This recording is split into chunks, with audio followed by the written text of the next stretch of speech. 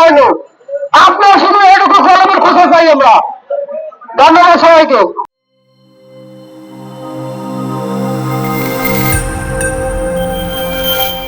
একটি কারণ কনসালেশন কমিটির সুপারিশকৃত অনধিক ব্যাচেলর বিদ্যালয়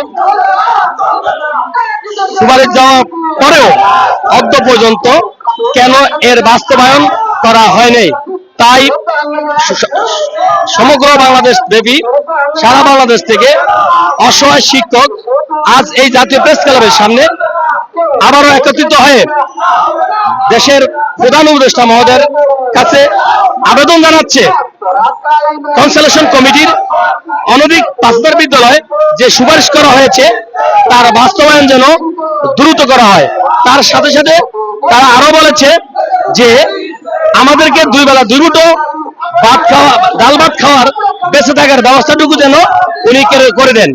তাই আমিও সকল শিক্ষকদের সাথে একত্রতা পোষণ করে আমিও জাতির বাংলাদেশের প্রধান উপদেষ্টা মহোদয়ের কাছে আকুল আবেদন জানাবো, আপনি অতি দ্রুত অনধিক 5000 বিদ্যালয়ের কনসালেশন কমিটির কর্তৃক যে সুপারিশ গিয়েছে তা বাস্তবায়ন করে আমাদেরকে আমাদের কর্মস্থলে ফিরে যাওয়ার ব্যবস্থা করে দিন।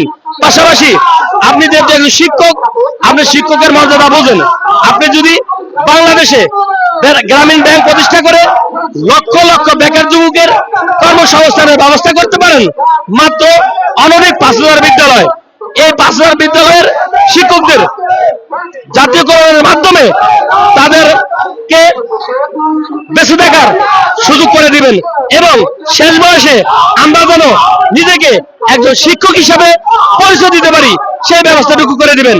এই বলে আমি সংক্ষিপ্ত বক্তব্য শেষ করলাম।